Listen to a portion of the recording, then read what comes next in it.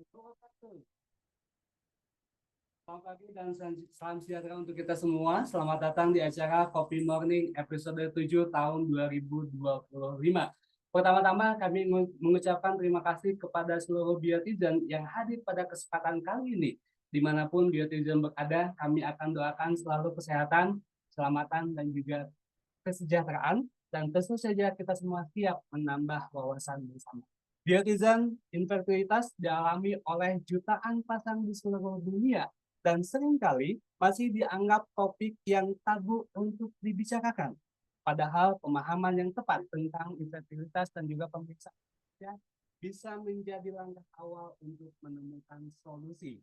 Untuk itu, Kopi Morning hari ini hadir dalam edisi yang spesial dengan tema yang sangat penting, yaitu kupas tuntas infertilitas dan pemeriksaan medisnya. Dan telah hadir bersama kami narasumber kita yang luar biasa, yaitu Dr. Antoni Sudono Riyadi, SPOG MSc DPOGS DMAS dari Morula IVF Melina Bandung. Dan kami juga ditemani oleh Mas Asido atau Mas Ido yang akan menyampaikan terkait dengan Morula itu sendiri, dan nanti juga terkait dengan Melinda untuk lebih jauh nih, biar kita lebih mengenal rumah sakit. Dokter juga akan menyampaikan rumah sakit Melinda tersebut. Untuk itu kita akan sapa dulu pemateri-pemateri hebat kita. Yang pertama, Dokter. Selamat pagi. Assalamualaikum, Dokter Antoni.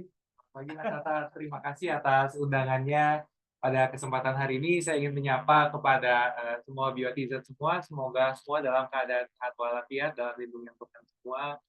Dan saya sangat berterima kasih atas undangan dari Divisi Healthcare, terutama dari Pak Robi dan Ibu Isna yang sudah menghadirkan saya pada kesempatan yang berbahagia ini. Dan di tengah-tengah kesibukan dokter, kami dapat informasi jadwal dokter itu padat banget ya.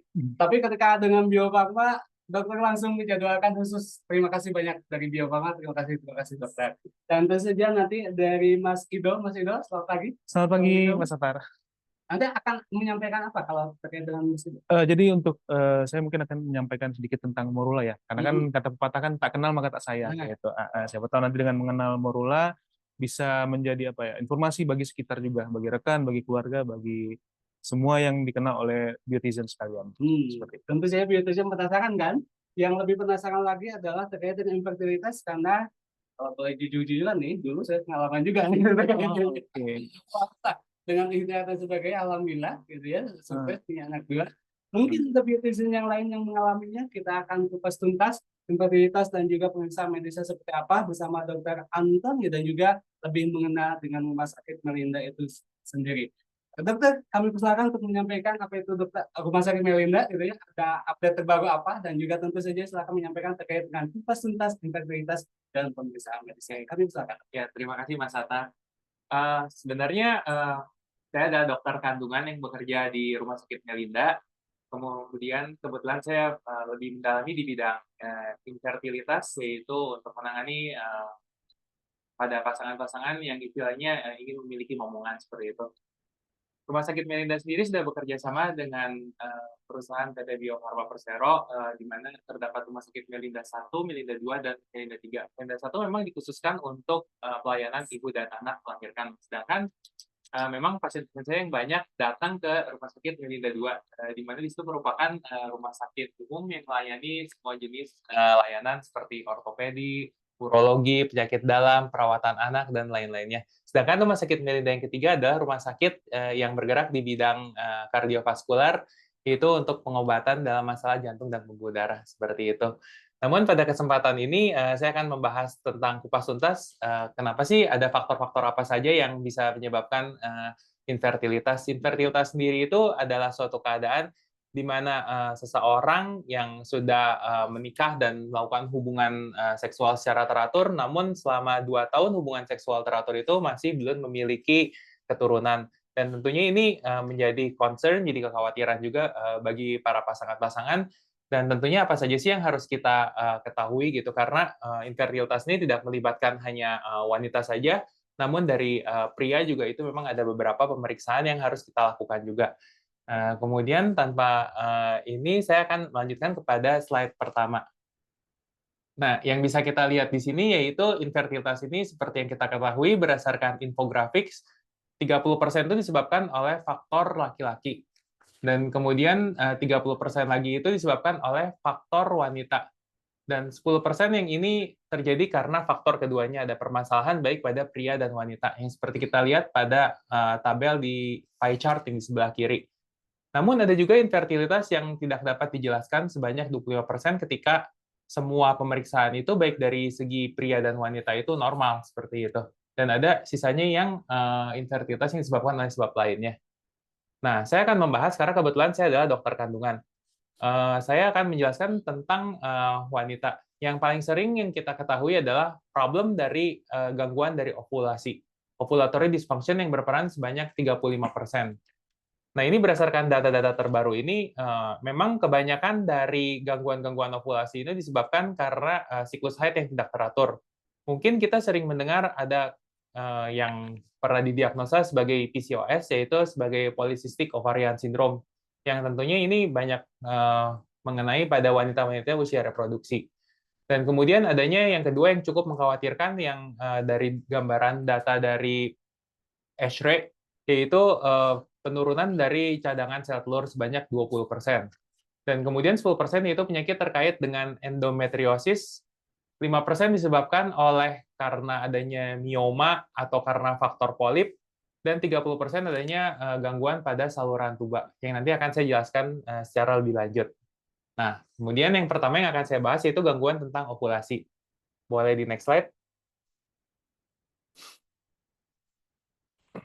Oke dok, sebelum ke sana karena kita ingin lebih mengenal kalau misalkan tentu saja infertilitas ini dari berbagai banyak faktor. Ya. Kalau misalkan ada pasangan yang baru, dia kan dikatakan bahwa infertilitas itu kalau di atas dari 1 tahun.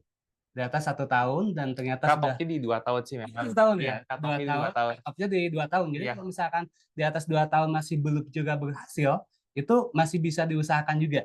Sebenarnya sih rata-rata pasangan kalau udah 1 tahun gitu melakukan hubungan seksual secara teratur namun tidak hamil, biasanya sudah banyak yang konsultasi juga ke dokter. Sebenarnya pemeriksaan apa sih yang paling bisa kita lakukan pertama? Yaitu untuk pria, karena jangan istilahnya kan mungkin kalau di masyarakat kita banyak menyalahkan kalau misalnya susah punya anak tuh pasti faktor ceweknya aja. Tapi ternyata cowoknya Maksudnya masalah kalau juga kayak kita gitu. ini. Iya, iya, iya. Sebenarnya pemeriksaan basic, maksudnya inisial screening itu sangat mudah sekali gitu. Dan saya sarankan untuk, maaf boleh ke slide sebelumnya? Nah, sekarang Slide kita sebelumnya. Oke. oke, Ya, langsung ke memang slide lagi dong. Siapa ya? ya paling pertama tuh saya sarankan gitu kepada para ibu-ibu semua untuk datang istilahnya di hari ketiga dari menstruasi. Jadi misalnya hari pertama berdarah, hari pertama bleeding, dan kemudian hari ketiga datang. Nah, hari ketiga datang itu kita bisa melakukan pemeriksaan yang paling mudah, yaitu dengan melakukan pemeriksaan USG. Pemeriksaan USG kita melihat yang pertama kita mau menilai dari rahimnya. Kenapa harus di hari ketiga? Karena hari ketiga tuh istilahnya baseline, jadi pemeriksaan dasar gitu. Kalau di hari-hari selanjutnya, maksudnya kan sudah terjadi pertumbuhan dari dinding rahim, sudah terdapat pertumbuhan dari sel telur, jadi kita tidak bisa mengevaluasi baseline, jadi karakteristik dasar dari pasiennya itu. Nah, kita bisa melihat dari rahimnya gitu, apakah ada mioma, adenomiosis, ada polip, atau ada gangguan lainnya. Dan kemudian dari indung telur kita bisa menilai yang paling penting adalah cadangan sel telur. AFC. AFC itu kita bisa lihat dengan melakukan pemeriksaan USG saja. Kita bisa melihat berapa sih sel telur yang nantinya akan berkembang di indung telur yang sebelah kanan dan sebelah kiri, seperti itu. Untuk pemeriksaan laki-laki sebenarnya lebih mudah dengan melakukan pemeriksaan analisa sperma, seperti itu. Hanya menunggu at least 48-72 jam dari hubungan seksual terakhir, baru nanti kita boleh melakukan pemeriksaan sperma, seperti itu. Dan kemudian juga ada pemeriksaan lainnya, yaitu pemeriksaan darah, yaitu pemeriksaan AMH. Nah, AMH ini kita bisa menilai apakah terdapat yang tadi yang di pie chart merah, yaitu diminishing ovarian reserve. Apakah misalnya si kuantitas dari sel telur yang kita ukur secara objektif, yaitu kadar anti-Mullerian hormon itu menurun atau tidak. Dan cukup mengkhawatirkan memang selama 1-2 dekade terakhir ini dari penelitian di berbagai negara gitu, cadangan ovarium itu, ovarian reserve itu cukup menurun yang nantinya dipengaruhi oleh berbagai faktor nanti yang akan saya jelaskan seperti itu. Dan kemudian ada juga pemeriksaan yang nanti akan dilakukan di hari ke-10 dan 11, yaitu pemeriksaan HSG yang merupakan hysterosalpingogram untuk menilai tubal faktor, apakah si saluran telurnya itu terbuka atau tidak, seperti itu. Jadi memang pemeriksaan itu sangat simpel hari ketiga dan hari ke-10 atau 11 untuk wanita. Dan kalau pemeriksaan sperma itu bisa dilakukan kapan saja, at least jaraknya 48 sampai 72 jam dari hubungan seksual terakhir, baru kita bisa mengambil sampel sperma yang istilahnya lebih baik gitu, seperti itu untuk menilai apakah kondisinya baik atau buruk. Sebenarnya hanya melalui pemeriksaan simpel itu, yaitu kita bisa menentukan faktor-faktor apa saja sih yang bisa berperan terhadap gangguan dari fertilitas kesuburan gitu. Kita langsung saja, silakan. Oke. Nah, saya ingin menjelaskan sekarang tuh banyak sekali problem yang istilahnya bukan hanya wanita-wanita usia reproduksi yang ingin memiliki anak gitu seperti itu. Banyak juga remaja-remaja yang sudah mengalami gangguan yang kita kenal dengan ovulatory dysfunction atau gangguan dari pelepasan sel telur. Tandanya satu, kalau pada orang yang memiliki siklus menstruasi normal, itu tuh mempunyai menstruasi berjarak rata-rata 28 sampai 30 hari. Ada orang yang memiliki siklus pendek 21 hari, ada orang yang memiliki siklus panjang 35 hari. Jadi cut off-nya rata 28 hari, tapi kalau untuk siklus pendek 21, siklus panjang 35 hari. Nah, kenapa sih sering terjadi gangguan dari PCOS ini? PCOS ini terjadi ketika orang misalnya memiliki satu karakteristiknya, memiliki berat badan atau indeks massa tubuh di atas normal, seperti memiliki obesitas atau overweight. Kemudian ditandai dengan rambut rontok, kemudian jerawatan, dan sering adanya kayak tumbuh bulu-bulu di seperti tangan atau di kaki atau di perut, bulu-bulu kasar yang agak cukup lebat. Nah, itu memang terjadi gangguan metabolisme yang nantinya akan berperan terhadap gangguan dari pertumbuhan sel telur. Orang-orang yang memiliki gangguan seperti PCOS ini biasanya memiliki menstruasi yang jarang, seperti 2 atau 3 bulan sekali. Dan bahkan ketika mengalami menstruasi, menstruasinya itu bisa tiba-tiba panjang dan banyak. Nah, sebenarnya kejadian-kejadian gini sudah terjadi pada usia remaja juga. Jadi menstruasinya udah nggak teratur. Dan saya sarankan memang ini untuk melakukan tindakan intervensi dari awal. Ada berbagai macam obat yang bisa kita berikan, seperti yang satu, maaf mungkin boleh di zoom itu yang di pie chart di flow chart yang biru, boleh di zoom, maaf sebaliknya, yang di sini boleh di zoom yang sebelah kanan. Nah, di sebelah geser. Nah, ini nah kita melihat PCOS ini gitu, memang ada kriteria diagnosisnya nanti akan ditentukan oleh dokter. Tapi yang kedua adalah dari lifestyle, optimisasi dari preconception health dan lifestyle. Yang pertama, gangguan PCOS ini sering terjadi ketika kita mengkonsumsi makanan dengan tinggi gula, karbohidrat, dan tinggi lemak. Dan juga banyak mengandung makanan-makanan yang mengandung pengawet atau preserved food. Kita harus mengoptimalkan untuk berat badan kita turun ke berat badan yang ideal, memiliki indeks massa tubuh antara 19 sampai 25. Karena kejadian dari PCOS ini sangat sering terjadi pada orang-orang yang memiliki berat badan yang tidak ideal. Ketika berat badan itu tidak ideal, kadar gula darah tinggi, insulin tinggi, nah ini akan mengganggu pertumbuhan dari sel telur seperti itu. Jadi ada keterkaitan antara penyakit metabolisme dan kesuburan seperti itu. Obat-obatannya sebenarnya kalau misalnya untuk memacu supaya sel telurnya itu tumbuh, ada beberapa obat yang bisa kita berikan, seperti letrozole. Letrozole ini diberikan antara hari ke-3 sampai hari ke-7 pada siklus menstruasi. Tujuannya sih satu, untuk menormalkan siklus menstruasi pada remaja yang masih belum ingin memiliki anak. Tetapi letrozole ini juga bisa digunakan untuk memacu supaya sel telurnya lepas pada pertengahan siklus. Ada beberapa obat lainnya yang sering digunakan seperti clomiphene dan kemudian ada juga metformin. Metformin ini adalah salah satu contoh obat yang digunakan pada orang yang memiliki diabetes atau penyakit gula. Yang seperti tadi saya bilang, ada keterkaitan antara penyakit metabolisme seperti konsumsi karbohidrat yang tinggi seperti itu dan kadar gula yang tinggi yang nantinya akan mempengaruhi gangguan dari siklus sel telur.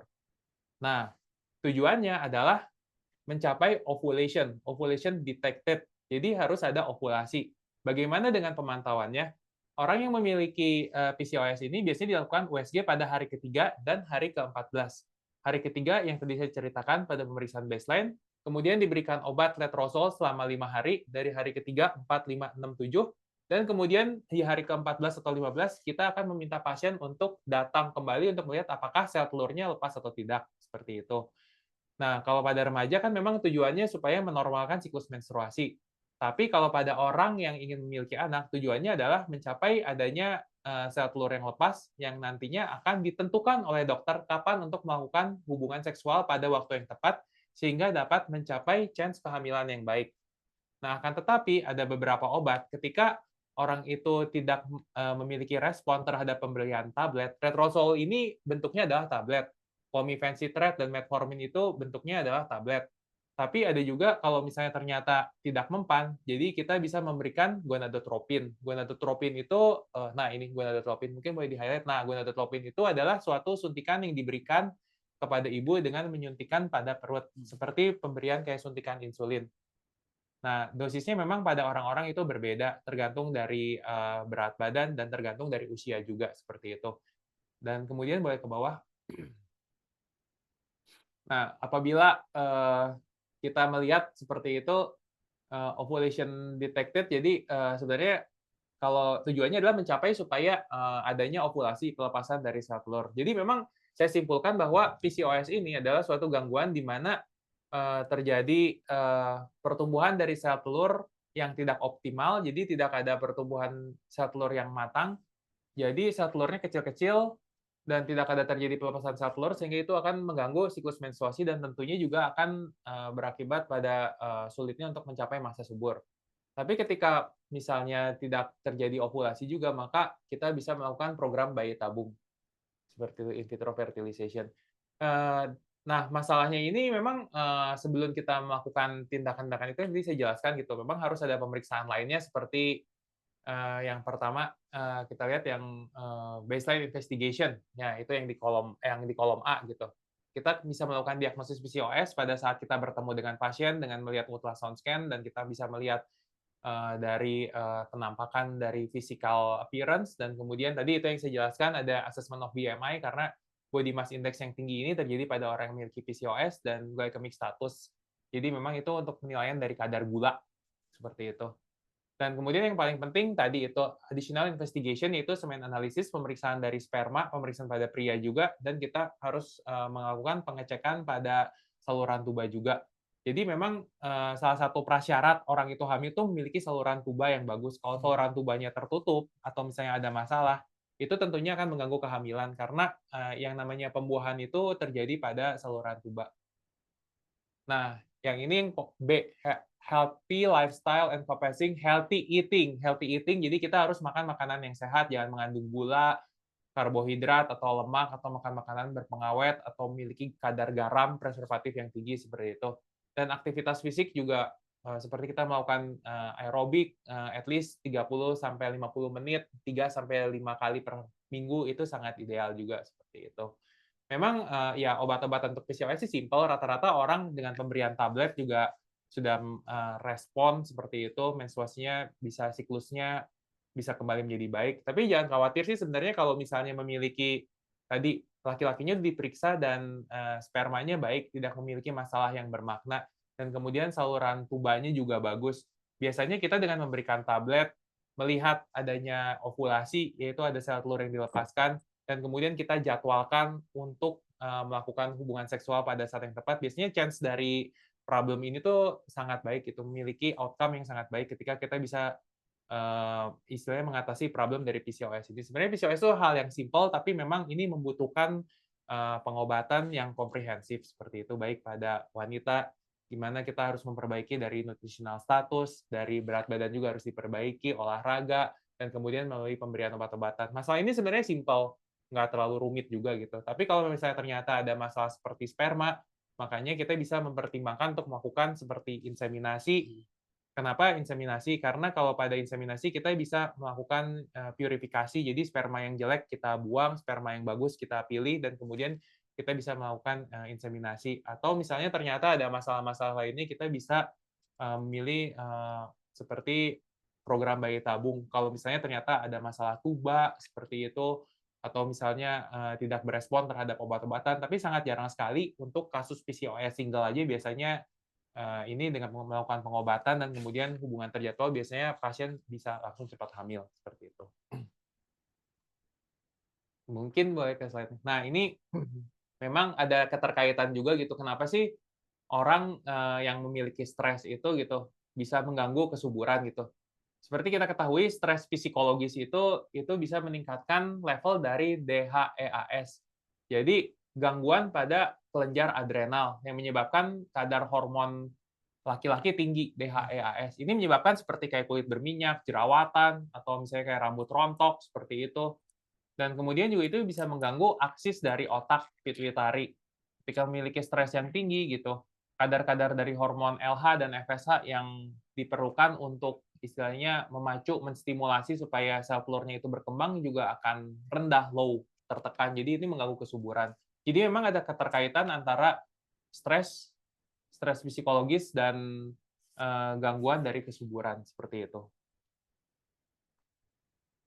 Nah, kemudian saya akan cerita tentang penyakit yang sering cukup dialami oleh banyak remaja dan juga orang-orang dewasa, yaitu yang kita kenal dengan endometriosis.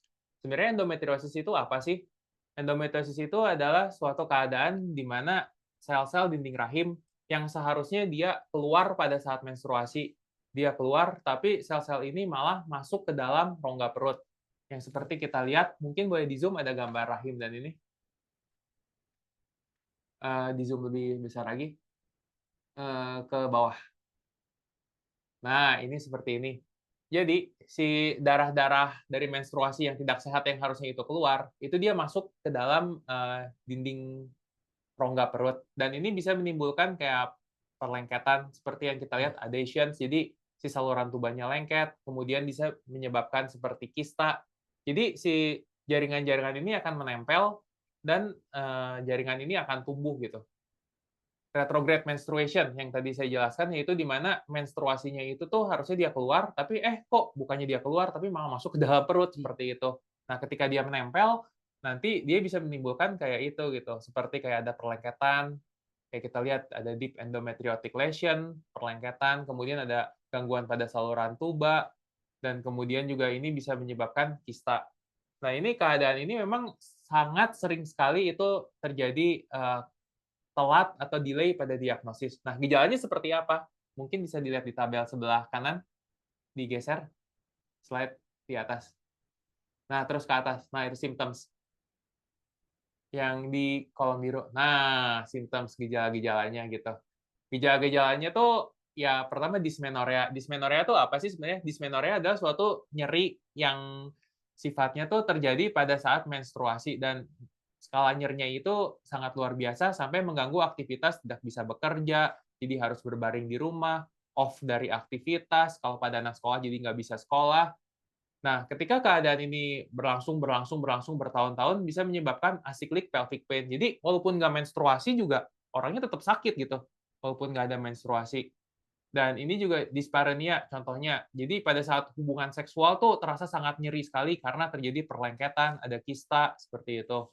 Dan kemudian juga menyebabkan dyschezia. Kalau ketika endometriosis ini menempel pada usus itu bisa menyebabkan nyeri pada saat buang air besar, terutama pada saat pas lagi awal-awal menstruasi. Bisa menyebabkan juga seperti infertilitas dan juga fatigue, jadi istilahnya kelemahan pada badan, kayak nyeri-nyeri panggul yang istilahnya, loh saya nggak mens juga, kenapa tetap nyeri? Ya, kejadiannya seperti itu. Memang ini bisa menempel di berbagai macam lokasi gitu, seperti kayak di kandung kemih, bisa menempel di usus, bisa menempel di rahim, di saluran tuba, atau juga bisa menempel di indung telur, seperti itu. Nah, mungkin boleh dikebawahin. Ke bawah terus, ke bawah, ke bawah. Nah, ini. Nah, memang terkait juga seperti ada beberapa keadaan yang memang sering berhubungan juga yang saya akan bahas, yaitu adenomiosis. Adenomiosis ini adalah salah satu bentuk di mana terjadinya pertumbuhan dari sel-sel dinding rahim yang masuk ke dalam rahim. Jadi menyebabkan rahimnya itu bengkak. Ini salah satu bentuk spektrum lain dari endometriosis. Nah, orang juga bisa menyebabkan karena sering nyeri-nyeri panggul gitu bisa menyebabkan fibromialgia. Fibromialgia adalah keadaan di mana kita merasa kita nggak fit, kayak nyeri-nyeri panggul, nyeri-nyeri perut bawah seperti itu. Dan ini juga bisa terkait juga dengan gangguan seperti irritable bowel syndrome. Jadi kayak misalnya buang air besarnya itu kayak nggak nyaman, seperti itu bisa menyebabkan juga karena nyeri yang berkepanjangan bisa menyebabkan depresi, ansietas, dan kadang juga sering dikaitkan juga antara endometriosis dengan beberapa penyakit lainnya seperti memiliki penyakit-penyakit imunologis seperti SLE, multiple sclerosis, alergi, dan asma, seperti itu. Nah, sebenarnya banyak sekali yang saya sayangkan memang orang sudah datang ke dokter kandungan dengan keadaan yang udah cukup berat, seperti itu, di mana perlengketannya udah cukup berat, dan kalau misalnya ini udah kistanya udah cukup besar. Nah, kenapa gitu? Karena ini membutuhkan deteksi yang dini gitu. Kalau misalnya dari remaja udah kerasa sering-sering nyeri menstruasi kayak gitu, nah itu harus awas juga sih. Karena kejadian ini nggak berlangsung selama 1-2 tahun, mungkin terjadi secara dekade, 1 dekade, 2 dekade. Kalau misalnya dari kecil udah kayak ngerasa, misalnya punya nyeri pada saat menstruasi seperti itu, dan dirasa nyerinya kok saya makan obat painkiller, obat-obat tahan sakit kok kayak nggak membaik gitu, dan itu intinya sih harus segera berkonsultasi gitu. Penyakit ini tuh, permasalahannya adalah bersifat progresif, ketika tidak diobati, itu akan berlangsung semakin parah dan semakin berat. Jadi menimbulkan kerusakan yang semakin dalam. Mungkin boleh dilihat di slide sebelumnya. Sorry, di gambar sebelumnya, di gambar yang rahim. Nah ini, penyakit seperti ini sebenarnya bisa kita atasi gitu dengan pemberian obat-obatan dulu, dan intinya untuk menekan supaya keadaannya tidak bersifat progresif. Karena kalau tidak diobati semakin lama semakin parah, semakin parah, semakin parah, semakin berat, dan istilahnya chance untuk memiliki anaknya juga jadi semakin kecil gitu. Jadi memang kalau udah kita deteksi dari remaja, kita harus memberikan pengobatan yaitu hormonal suppression yang dari awal. Nah, pengobatannya apa aja? Kita lihat di slide selanjutnya.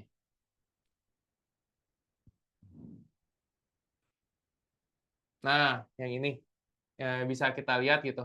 Kalau misalnya orang boleh ke sebelah kiri. Nah, ini tujuannya yang pertama itu kita memberikan obat-obatan seperti progestins, POP, atau COC. COC itu adalah merupakan combined oral contraceptive, combined oral contraceptive pills seperti itu. Tujuannya adalah menekan supaya tidak terjadi suatu ovulasi, karena ovulasi itu akan merangsang hormon estrogen yang nantinya akan memperparah dari si endometriosis. Cuman kalau pada saat ini kita biasa memberikan obat yang kita kenal dengan progestins, yang merupakan gold standar, yaitu pemberian Visan. Apabila kejadiannya udah cukup berat, itu kita bisa memberikan obat-obatan suntikan seperti GnRH agonis. Endometriosis ini nggak serta-merta orang harus dilakukan pembedahan. Kalau misalnya masih istilahnya gejala-gejalanya masih ringan, kita hanya bisa memberikan obat-obatan seperti pil atau suntikan GnRH agonis yang diberikan setiap bulan sekali gitu. Intinya menekan supaya penyakit ini tidak progresif. Tapi kalau misalnya orang ingin memiliki keturunan, desire for conception, jadi kita harus segera mencanangkan fertility treatment. Kita harus kejar secepat mungkin supaya orang itu bisa cepat hamil. Karena ketika hamil, kondisi endometriosisnya itu juga akan mereda seperti itu. Jadi tujuannya kalau misalnya pertama pengen hamil dengan endometriosis, kita harus kejar cepat gimana caranya supaya orang ini bisa hamil seperti itu. Tapi tidak serta-merta kita melakukan pembedahan. Kecuali misalnya endometriosisnya terlalu berat, sampai ada perlengketan atau ada kista, kita harus melakukan pembedahan, yaitu seperti pembedahan laparoskopi dulu. Nah, kemudian boleh kita lihat di sebelah kanan. Nah, ini ada beberapa obat yang merupakan gold standard yang bisa kita berikan seperti Dynogest, pemberian Visan. Beberapa pasien saya kebetulan yang dari Bio Farma juga ada yang saya obatin endometriosis juga sih. Dari Bio Farma ya? Iya, ada beberapa saya ingat juga diberikan Visan. Nah, biasanya kalau kita berikan 2-3 bulan, gejalanya itu jauh lebih baik gitu. Ibunya udah merasakan, oh dok saya udah sakitnya jauh lebih baik gitu. Ketika berhubungan seksual juga ya saya jauh lebih merasa nyaman gitu. Kenapa sih bisa sakit pada saat hubungan seksual gitu? Karena memang ada perlengketan, ada perlekatan, adanya peradangan dari endometriosis seperti itu gitu. Nah, seperti itu. Mungkin bisa di zoom out. Boleh di zoom out? Ya, seperti itu. Memang ya salah satu obat-obatannya yang paling sering kita berikan itu merupakan pemberian dari Visan itu, selain obat-obat lainnya. Seperti kayak obat-obat lainnya, progestin atau contraceptive pill itu masih bisa diberikan, tapi sekarang gold standarnya pemberian dari Visan seperti itu. Nah, kemudian next. Nah, ini juga memang kapan sih orang harus dilakukan kayak satu tindakan kayak bayi tabung gitu. Kadang kalau misalnya untuk pemberian untuk sebelum bayi tabung itu karena sifat penyakit dari endometriosis ini tuh jadi kita harus melakukan supresi dulu untuk meredakan atau menenangkan supaya endometriosisnya itu tuh tidak terlalu berat. Biasanya kita berikan Dynogest itu untuk 3 bulan atau pemberian dari suntikan baru kita melakukan tindakan ART yang kita kenal dengan bayi tabung. Nah, bisa juga kita misalnya melakukan stimulasi dulu, kita ambil sel telur, kemudian kita melakukan supresi, menenangkan dulu endometriosisnya selama 3 bulan, bisa diberikan pil, Dynogest, atau berikan suntikan, baru kita melanjutkan dengan transfer dari embrio, seperti itu. Jadi kita tunda dulu transfer embrionya. Nah, kapan sih kita harus melakukan kayak tindakan pembedahan? Yang pertama, jika kalau misalnya ada ovarian endometrioma, yaitu ada kista dari indung telur yang berisi cairan coklat yang merupakan endometriosis, seperti itu.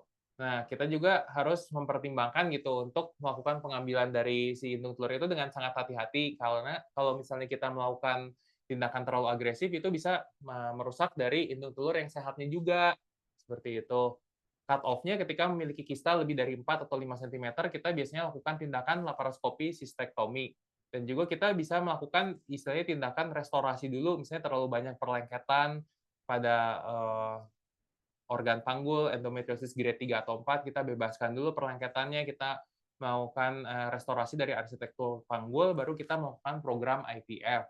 Dan memang pada tiap orang itu case-nya berbeda, jadi ini memang tailor treatment, tiap orang memiliki istilahnya penanganan yang berbeda pada kasus endometriosis seperti ini. Cuman yang saya ingatkan kalau misalnya ada ibu memiliki gejala seperti nyeri-nyeri menstruasi yang udah cukup lama, beberapa bulan, tadi yang suka kayak nyerinya kok pada saat menstruasi juga nggak nyeri gitu, pas lagi biasa-biasa aja nyeri, hubungan seksual nyeri, ada problem kalau tiap kali kencing atau BAB itu nyeri, nah itu harus segera periksa ke dokter. Dan istilahnya itu tergantung pengen hamil atau nggak hamil, tapi tetap dua-duanya membutuhkan penanganan juga. Karena kalau semakin dibiarkan itu keadaannya bisa menjadi tambah buruk seperti itu. Kemudian next. Nah, yang paling sering adalah kasus di saat ini gitu. Ternyata tuh banyak orang-orang yang memiliki cadangan indung telur yang rendah gitu. Seperti pasien datang ke saya di umur 30 ingin memiliki program bayi tabung. Nah, kemudian setelah kita lakukan pemeriksaan, loh kok ternyata cadangan sel telurnya itu tuh rendah gitu. Kenapa gitu? Nah, ini banyak faktor. Sebenarnya kalau cadangan sel telur ini ditentukan pada saat dari orang itu di dalam kandungan. Nah, kita lihat yang lingkaran bulat ini, boleh kita zoom out, zoom in.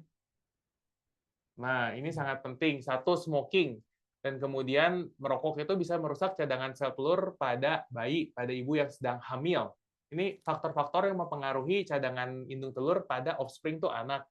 Nah, yang tadi saya cerita diet-diet yang buruk, kafein, high sugar and fat, kemudian juga malnutrisi, gizi yang buruk itu bisa mempengaruhi cadangan sel telur dari bayi yang terdapat dalam kandungan. Kalau sperma itu bisa diproduksi setiap 72 sampai 90 hari, tapi cadangan sel telur itu sudah ditentukan pada saat orang itu di dalam kandungan. Jadi cadangan sel telur tuh udah fix, nggak akan bertambah, yang ada malah berkurang. Jadi memang pada saat kehamilan ini harus memiliki istilahnya gizi yang baik dan kemudian kesehatan yang baik seperti itu, dan juga tidak terpapar seperti kayak polusi atau misalnya poor living conditions, kondisi-kondisi yang buruk. Nah, itu bisa mempengaruhi cadangan sel telur pada anak yang sedang dikandung seperti itu.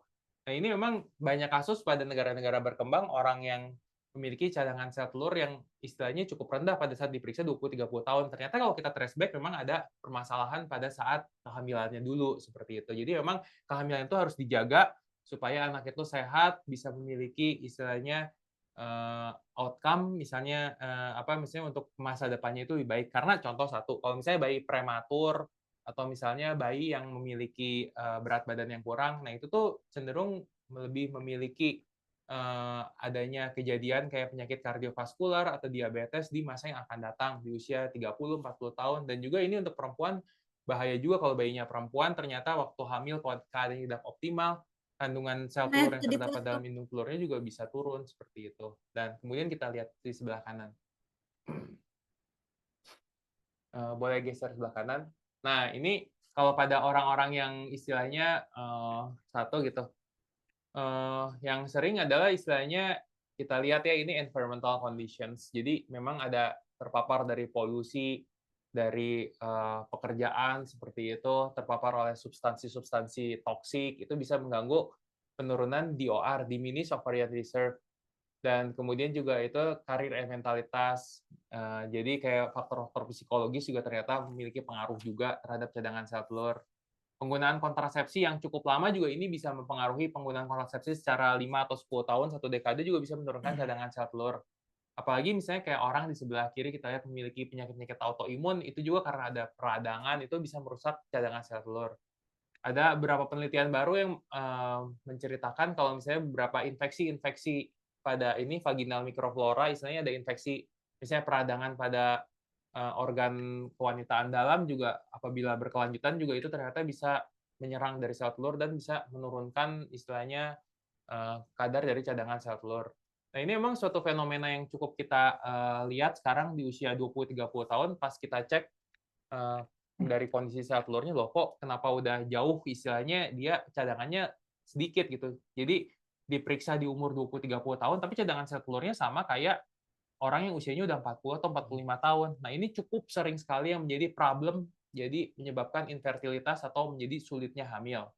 Nah, masalahnya keadaan-keadaan seperti ini beda dengan tadi yang saya cerita PCOS, endometriosis itu masih bisa kita atasi, masih bisa kita bisa lakukan intervensi gitu. Masalahnya kalau cadangan induk telurnya udah cukup rendah, nggak ada jalan lain ya kita harus memulai segera program fertilitas seperti bayi tabung karena cadangan sel telur ini tidak bisa ditambah jumlahnya.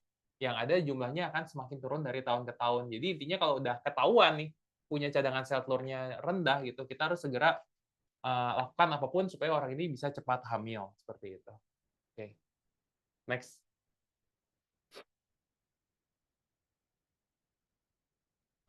Ini saya bahas aja nggak terkait dengan next. Nah, yang paling sering adalah yang sering sekali jadi permasalahan yang untuk orang-orang adalah saluran tuba yang mempet, jadi orang nggak hamil gitu. Nah, yang kita lihat di sebelah gambar ilustrasi kartun di sebelah kanan ini, itu ada inflamed fallopian tube. Jadi, si saluran tubanya itu bengkak. Nah, kenapa sih kejadiannya? Yang kita lihat host. Itu ada infeksi, bacterial infection. Kadang-kadang ada infeksi-infeksi itu yang menyebabkan problem seperti komplikasi yang tadi, tubal scarring. Jadi, si saluran tubanya itu berubah menjadi jaringan parut, adhesions, adanya perlengketan, ada blokade. Nah, tentunya ini akan menyebabkan gangguan kesuburan. Kalau nggak satu, susah hamil, yang kedua problemnya adalah kehamilannya tuh jadi tidak terjadi dalam rahim gitu. Jadi kehamilannya kadang-kadang terjadi kehamilan ektopik, jadi pada tuba seperti itu. Nah, gejala-gejalanya tuh yang kita lihat symptoms, kita lihat boleh di zoom, itu yang warna ungu di bawah. Bawah. Nah, ini kayak misalnya ada sering keputihan yang istilahnya berbau, warnanya tuh agak aneh dan kemudian sering disertai dengan pelvic pain, jadi nyeri perut bagian bawah.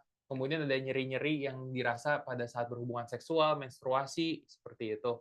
Nah, hati-hati keadaan-keadaan kayak gini, kalau misalnya banyak keputihan, sering nyeri perut, dan adanya kayak sering demam, atau ada kayak nyeri panggul yang berkepanjangan ini tuh salah satu tanda-tanda adanya peradangan pada saluran telur. Jadi memang harus segera diobatin dengan pemberian antibiotik supaya kejadian ini tidak menjadi tambah parah gitu. Seperti itu. Oke, next. Nah, kalau kita lihat yang tadi saya cerita pemeriksaan HSG di hari ke-11 atau hari ke-12 itu tuh nanti bisa kita kelihatan kayak dengan melakukan pemeriksaan X-ray kita berikan kayak seperti cairan kontas bisa kelihatan. Nah, ini ada right hydrosalping dan left hydrosalping tuh jadi si saluran tubanya mempet. Kalau kejadian dua-duanya kayak gini, ini orangnya biasanya jadi sulit hamil dan bahkan tidak hamil sama sekali karena yang terjadinya pembuahan dari sel telur dan sperma itu terjadi pada saluran telur. Kalau tersumbat ya intinya jadi tidak bisa hamil atau malah kehamilannya terjadinya kehamilan ektopik, jadi kehamilannya pada saluran tuba. Nah, tindakannya apa aja sih yang bisa kita lakukan? Nah, kalau misalnya sumbatannya ringan, nggak terlalu itu, kita bisa masukkan seperti kayak selang, kita buka lagi, boleh kita zoom, yang digambar kartun sebelah kanan. Nah, seperti itu. Jadi kita masukkan kayak kawat kecil, kita bantu untuk membuka salurannya seperti itu. Kalau misalnya ada sumbatan, kita buka lagi gitu. Kayak kita masukin kawat dan kita kembangin kawatnya supaya ngebuka. Kayak istilahnya kayak stamping pada pembuluh darah jantung. Atau juga mungkin di bawah boleh kita ke bawah. Nah, ini kita istilahnya kita melakukan pemotongan pada saluran yang rusak, kemudian kita sambung lagi seperti itu. Kalau misalnya gangguannya itu masih ringan. Eh, tapi kalau misalnya gangguannya udah terlalu berat, mau nggak mau itu saluran tubaynya harus dipotong dan jalan satu-satunya adalah melakukan tindakan IVF atau bayi tabung. Kalau ringan masih bisa kita atasi dengan cara yang ini, tapi kalau misalnya udah terlalu berat, udah bengkaknya terlalu berat, nah itu kita mau nggak mau harus kita potong dan kita melakukan program bayi tabung. Kenapa? Karena kalau nggak dipotong itu nanti malah cairan-cairan peradangannya itu yang nanti akan merusak sel embrio yang akan menempel pada dinding rahim. Kemudian next. Nah, ini tadi yang sudah saya jelaskan.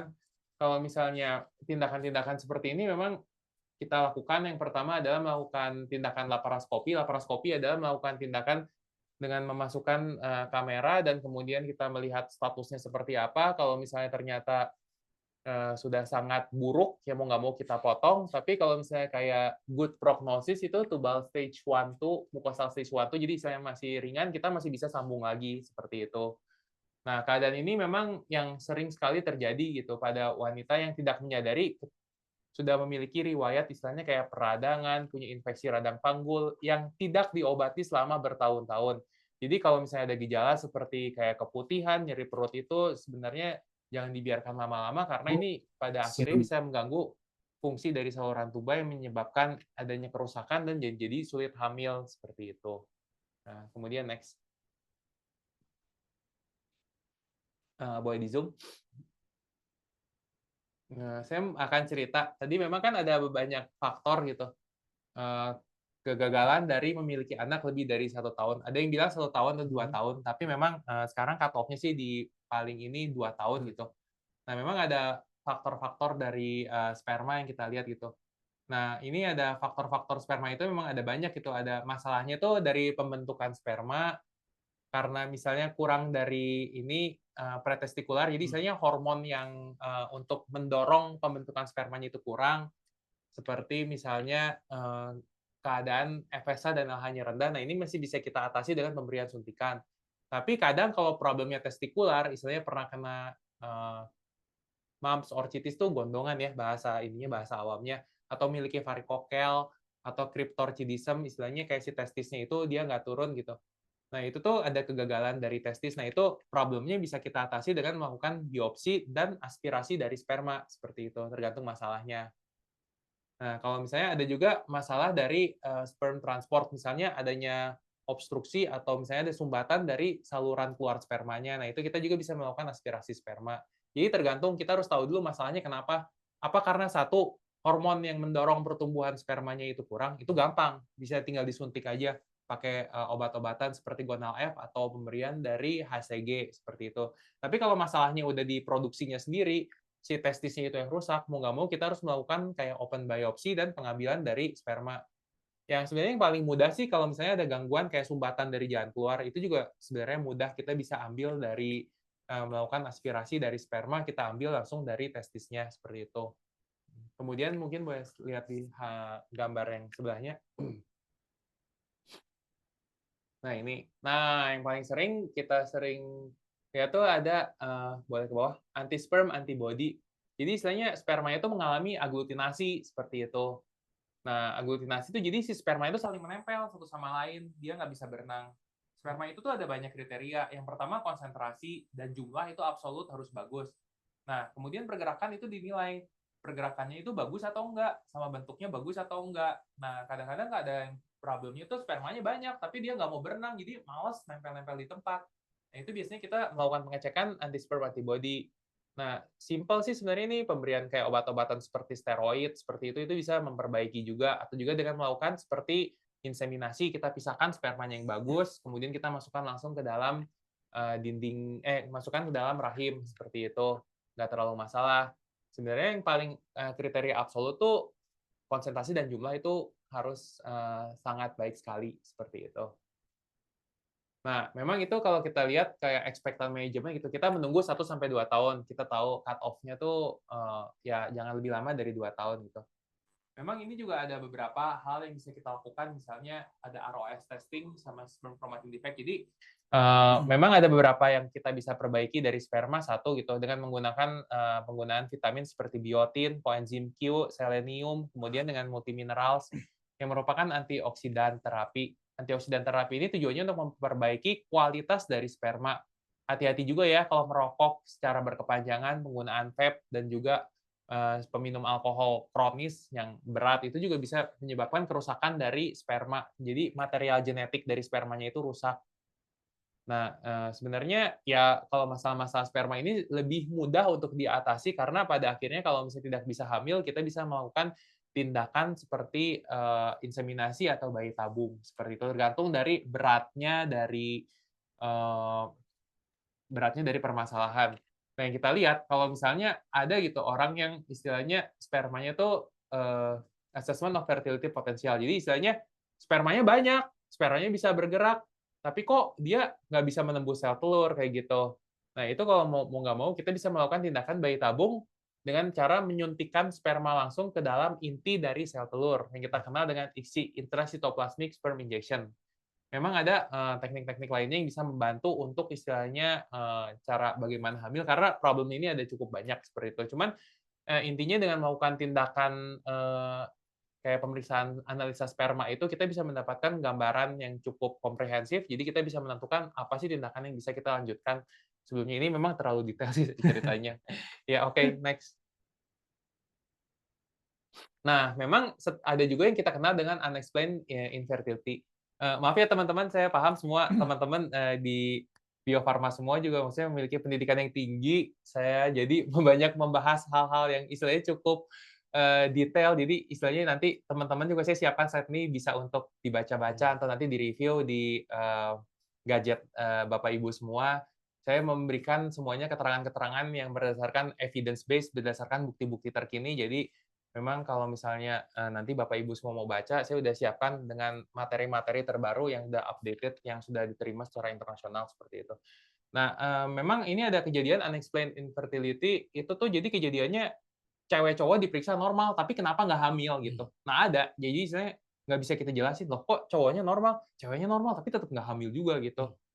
Nah, pertama tuh memang cara hamil tuh ada 3, cara normal, inseminasi, atau, yang ketiga tuh dengan cara bayi tabung. Tapi kalau misalnya dalam waktu 2 tahun ini nih, kita baca nih, IUI with ovarian stimulation is recommended as a first line. Jadi kita bisa melakukan tindakan inseminasi intrauterine, kita melakukan inseminasi dengan bantuan obat-obatan suntikan, seperti itu.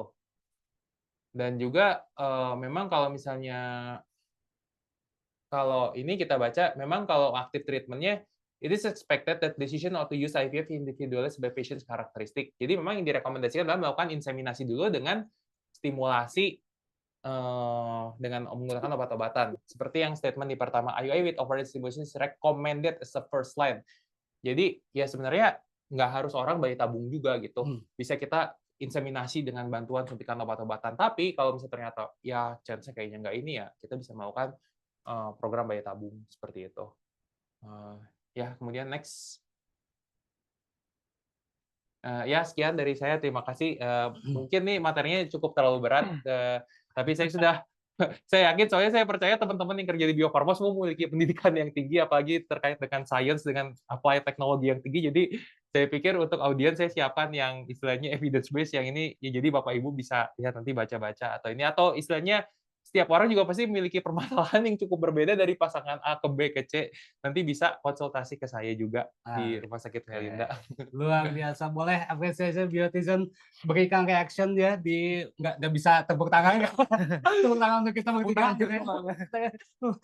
dan silakan Biotizen memberikan reaction apresiasi untuk dokter yang memberikan materi yang luar biasa komprehensif loh, dari istrinya, suaminya, terus yang lainnya eksternal internal juga ada. Tapi sebelum itu Kebetulan dokter, saya juga saya selalu sih Pak, kalau sebelum apa ya, sebelum mempersiapkan presentasi, saya sih selalu pikir presentasi ini nanti bisa disimpan, nanti mungkin di-share juga ya ke teman-teman nanti jadi ya. boleh ya Boleh diizinkan boleh di-share buat ya? ini, jadi Oke. Bapak Ibu bisa baca dari tadi saya udah siapin, mungkin boleh di-review dari slide awal.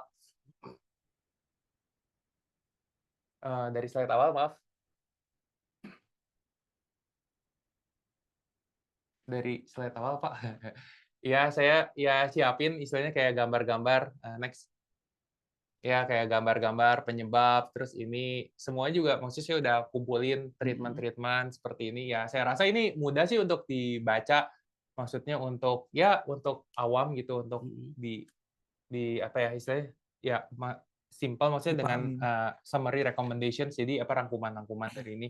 Ya, memang saya tujukan juga saya pengen share-nya ini bisa slide-nya bisa di-share buat nanti para biotisan semua. Dan insya Allah sebagai informasi kita nanti akan masukkan ke YouTube-nya Bio Farma, Dok. Iya, Izin makasih, ya. Pak. Dan nanti jadi biasa kita akan ada rewards. Bagi biotizen yang tidak hadir, karena kan kita ada sekitar 1.300-an ya. Mungkin yang hadir itu ratusan yang saat ini, tapi mereka bisa menonton kembali di YouTube-nya Bio Farma. Kita akan share. Dan insya Allah terima kasih. Nanti Iya, materi terima juga kasih, kita akan Pak. sampaikan. Silakan minum dulu. Dok. Oh iya. Tapi dari tadi nih, Mas Ido, dari tadi kita nyimak. Oke. Sekarang giliran bekerjanya Mas Ido.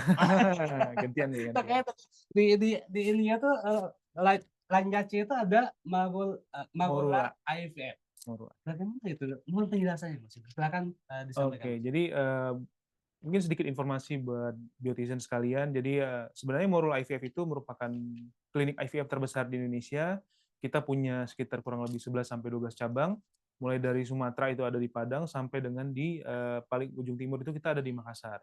Dan salah satunya di Kota Bandung ini kita ada di di Rumah Sakit Melinda 2 gitu, di lantai 6. Jadi nanti kalau untuk di Morula sendiri kita tidak hanya walaupun misalnya namanya Morula IVF gitu ya, tidak hanya melayani tentang IVF.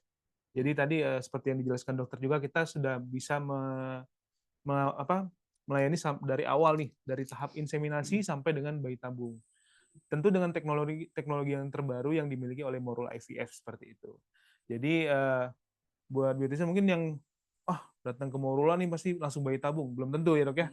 Jadi bisa dicek dulu nih, mungkin tadi ada permasalahan unexplained yang dimana suami istrinya normal-normal aja pemeriksaannya, atau mungkin yang sampai dengan kasus terberat begitu dok ya.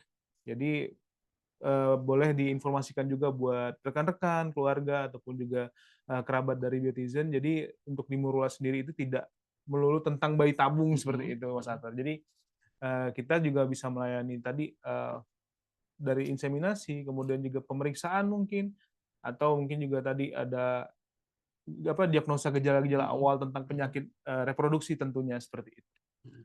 Mungkin Pak, saya sedikit jelaskan, saya mengulangi lagi. Jadi memang satu permasalahan di wanita dan pria tuh sangat banyak sekali. Cuman yang tadi saya rangkumkan itu kayak masalah yang pertama, saya rangkumkan lagi jadi yang simpel. Satu, kalau misalnya gangguan menstruasi udah lebih dari 2 atau 3 bulan menstruasinya nggak benar, cepat-cepat datang ke dokter, mau dicek permasalahannya kenapa. Sebenarnya kalau gangguan ovulasi itu di treatmentnya sangat gampang. Yang kedua, kalau misalnya nyeri panggul, atau misalnya kayak nyeri pada saat berhubungan seksual, seperti itu takutnya kayak masalah endometriosis. Kita harus mendiagnosa dengan awal, dan kemudian melakukan intervensi awal, seperti itu pengobatan-pengobatan. Jangan sampai nanti kerusakannya udah semakin parah, dan tentunya kalau kerusakan semakin parah itu semakin berat. Chance dari kehamilannya, kalau endometriosis grade 3 atau 4, bentuk parah itu semakin susah. Yang ketiga, kayak faktor kayak keputihan. Kemudian ada kayak keluar kayak cairan yang istilahnya berbau, atau misalnya istilahnya kayak warna-warna yang agak aneh. Itu cepat-cepat juga, karena takutnya nanti ada peradangan atau infeksi dari saluran kewanitaan yang nanti bisa mengakibatkan gangguan dari tuba. Dan kemudian yang keempat, kalau misalnya ini untuk laki-laki sebenarnya lebih simpel sih. Kalau untuk problem laki-laki itu kita bisa lihat dari analisa sperma gitu. Memang intinya sih satu, ya saya paham sih banyak orang yang istilahnya memiliki gaya hidup yang istilahnya tidak baik, kayak makan makanan high karbohidrat, high fat. Tadi itu yang satu tadi bisa permasalahannya seperti kayak PCOS, menstruasinya nggak benar, dan hati-hati juga gitu.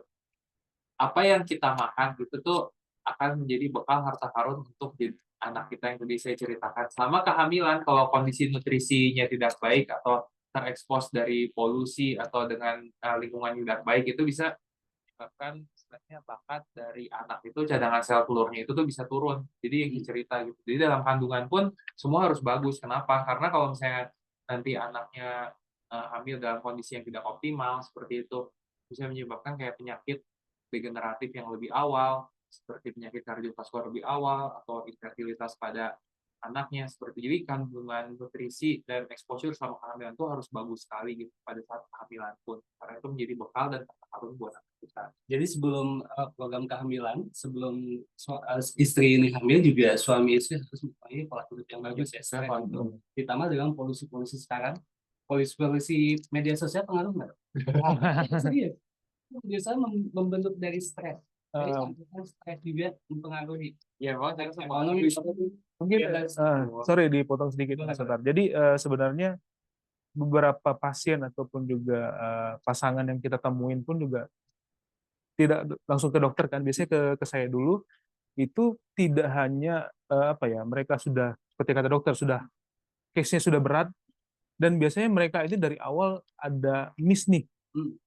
Mungkin kalau apa ya, biotizen juga sekalian tahu, oh ada dokter umum, ada dokter kandungan, ada lagi ini subspesialisnya seperti itu. Nah, di Morula sendiri kita mungkin seperti dokter Anton juga memiliki ilmu yang khusus gitu, karena kan ini kan case-nya khusus, tidak general walaupun tentang kandungan seperti itu. Tapi kan ini terfokusnya ke infertilities. Jadi kita sih mengharapkan bagi biotizen sekalian gitu ya, mungkin kita tahu oh dokter kandungannya hebat, tapi belum tentu beliau paham lebih detail seperti itu. Jadi kita lebih menyarankan kalau memang ada masalah yang berhubungan dengan reproduksi atau infertility, itu sebaiknya langsung ke tempat yang tepat begitu dok ya. Jadi tidak membuang waktu lah seperti itu. Baik, tentu saja kita akan langsung berkomunikasi bersama kami dengan biotizen. Silakan biotizen yang ingin menyampaikan saat kami dengan Dr. Anton maupun Mas Ido terkait dengan Morula ya dari Melinda juga silahkan chat. Saya tadi lihat sudah ada beberapa chat yang masuk gitu ya. Sambil nanti tim menyampaikan chat-chat yang masuk di layar monitor kita, saya coba bantu bacakan dok. Dokter Anton, ya, tadi disampaikan bahwa ada karyawan kami yang memang bersama dokter. Ada berapa? Sudah banyak. Dalam artian bahwa biotizennya hadir kali ini memang sudah mengenal dokter ya mungkin. Sudah banyak ya dengan karena ada kerjasama dengan Bio Farma seperti apa? Ya memang kerjasamanya kan waktu awal rumah sakit Melinda 2, kemudian jadi pasien Melinda 1, Melinda 3, ya memang banyak sih ya pasien hamil, pasien-pasien yang istilahnya, tapi selain dari hamil juga memiliki problem-problem seperti kayak miom atau kista, itu juga banyak juga sih. Saya nggak apa sih banyak, tapi ya cukup banyak. Cukup banyak. Ada beberapa juga yang dengan jabatan tinggi yang kemarin sempat lahiran dulu ya. Alhamdulillah dibantu ya sangat ya. Dan juga ada yang program bencana ingin beliau memang ingin program kehamilan juga betul. Ada ya seperti di awal sebagainya. Oke, sambil kita nanti melihat pertanyaan-pertanyaan dari biotizen, pengalaman yang kami mungkin ada beberapa pengalaman, saya ingin langsung ke yang wanita dan yang atau suami istri lah ya, suami istri yang istrinya itu memang kalau kita lihat berat badan, tinggi badan sangat mempengaruhi. Ketika BMI-nya atau berat badannya besar, itu akan mempersempit jalurnya katanya. Secara bahasa umumnya ya katanya. Ya, jalur sperma masuknya ke ovum itu sempit katanya, nggak bisa masuk tuh. Dan kalau di suaminya itu adalah spermanya. Dan ada sperma yang dia banyak, tapi renangnya itu kenceng, nggak jos gitu ya. Mohon maaf ya, ini karena bahasa ini. Ini karena memang bahasa ini tabu ya, tapi karena ini medis ya. Spermanya itu nggak jos. Malahan kami biasanya atau secara tradisional, tadi mungkin dokter menyampaikan, belum tersampaikan, mohon izin arahan dari dokter, tradisional itu silakan kalau untuk laki-lakinya minum jus wortel tomat tiap pagi sore. Malamnya dagingnya daging apa? Lele, bebek. Itu sangat mempengaruhi dok. Bisa mempengaruhi dan atau juga, mungkin lebih umum sering itu makan sayur toge misalnya. Sayur toge. Sayur toge itu sebenarnya ya makanan itu sangat makanan yang bagus sih sebenarnya satu itu kayak makanan yang banyak mengandung ikan, kemudian daging, kemudian juga banyak mengandung sayur-sayuran seperti itu. Tapi memang ya sayur-sayuran sekarang isunya adalah kontaminasi pestisida juga kan. Pestisida juga itu jadi sebat lain. Kayak tadi makanya ada beberapa suplementasi seperti kayak pemberian vitamin C, selenium, vitamin E gitu. Power juga peningkatan dari sperma juga gitu. Tapi kalau makanan yang cukup bagus tuh kayak avocado, alpukat, kemudian toge, kecambah-kecambahan, atau kayak misalnya kayak edamame, kacang-kacangan, itu juga banyak mengandung antioksidan juga gitu.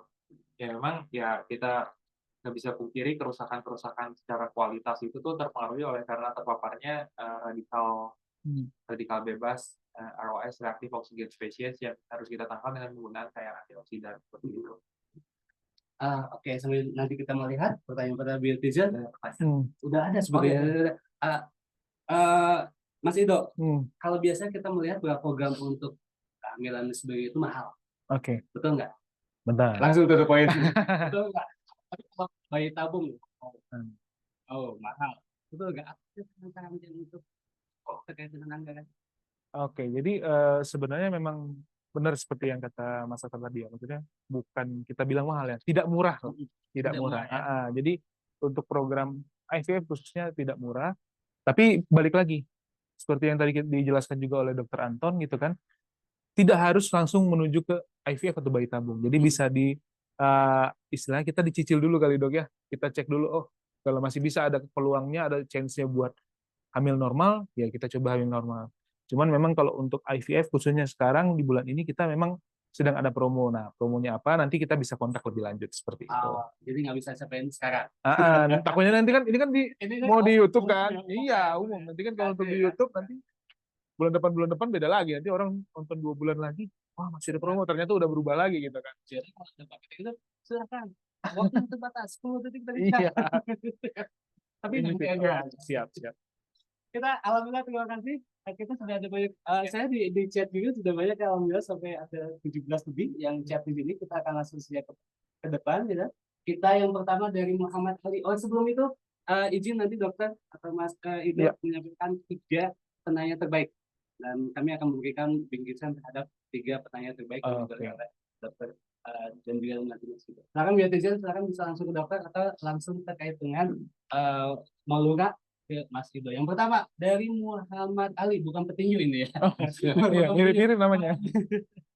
Izin bertanya, saya analis kesehatan waktu itu pernah memeriksa sampel analisa sperma yang hasilnya tidak normal seperti asteno, terato, oligo, bahkan ada suspek agiospermia. Apakah masih ada harapan untuk seorang pihak agar spermanya kembali normal? Oke, terutama yang suspek. Emang ini ada berapa kayak asteno? Asteno tuh problem dari pergerakan. Jadi yang tadi saya cerita, sperma itu nggak mau malas, jadi spermanya nggak mau maju berenang ke depan. Spermanya jadi kayak muter aja ngumpul-ngumpul kayak gitu. Atau juga pergerakannya lambat. Kalau terato tuh dari bentuk, dari morfologi. Misalnya kayak ada bentuknya cacat, kepalanya 2, atau ekornya pendek, atau misalnya ada kelainan dari badan sperma. Kalau oligo itu dari jumlah, dari kuantitas seperti itu. Jadi memang parameter yang berbeda seperti itu. Kalau azoospermia bentuk yang berat yang istilahnya benar-benar tidak ada sperma sama sekali. Nah, memang kalau misalnya ini harus dilihat sih kayak asteno ini sih sebenarnya bisa diatasi kayak pemberian dengan kayak inseminasi seperti itu kalau misalnya astenospermia yang berat. Kalau terato itu biasanya bisa kita perbaiki dengan pemberian antioksidan. Kalau oligo kita harus lihat nih kenapa masalahnya, apakah dari istilahnya yang tadi saya cerita gitu, apakah stimulasinya kurang, pemberian hormon yang untuk ngedrive pembentukan dari si spermanya kurang, atau memang dia ada kerusakan dari sel testisnya seperti itu. Nah, memang ya kalau misalnya kelainannya tidak terlalu berat itu karena memang ada kriterianya, ada mild, moderate, severe gitu. Kalau misalnya masih mild ya ini masih bisa ada chance untuk lulus. Tapi kalau azoospermia udah nggak ada jalan lain, memang kita harus ngambil spermanya langsung dari testis dan kemudian kita harus melakukan bayi tabung. Kalau azoospermia itu udah indikasi absolut untuk melakukan bayi tabung. Tapi kalau misalnya kayak oligo ringan gitu masih bisa diatasi. Apalagi terato itu nggak susah kok terato kayak gitu.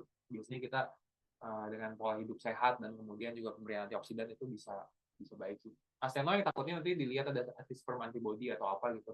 Kalau misalnya ternyata diberikan terapi steroid laki-lakinya dan kemudian kita bisa melakukan kayak sperm washing, kita cuci gitu. Biasanya sih ini nggak ada masalah. Yang azoospermia harus dilakukan bayi tabung. Oke, siap. Terima kasih dok. Semoga menjawab Kang Muhammad Ali. Selanjutnya kita karena banyak nih saya langsung aja cepat ya. Siap. Izin selanjutnya ke Kang Hamdan Fauzan. Izin bertanya dok, apakah normal kalau sudah diberi GnRH analog dan masih haid? Apakah itu normal? Ya GnRH analog ini biasanya tadi yang saya ceritakan tuh pemberiannya untuk mengatasi kayak problem-problem seperti endometriosis atau adenomyosis. Nah biasanya kalau orang diberikan GnRH analog selama 3-6 bulan, biasanya rata-rata 6 bulan. Dan memang kadang orang bisa dapat haid, tapi haidnya lebih sedikit dan lebih pendek dan jumlahnya lebih sedikit gitu. Tapi kalau udah disuntik selama 3-4 bulan biasanya nggak mens sama sekali sih seperti itu. Nah ini saya rasa sih mungkin problemnya dia ada endometriosis atau adenomyosis sih, makanya pemberian general analog. Masih bisa mens, tapi mensnya itu lebih sedikit jumlahnya dan lebih pendek harinya seperti itu.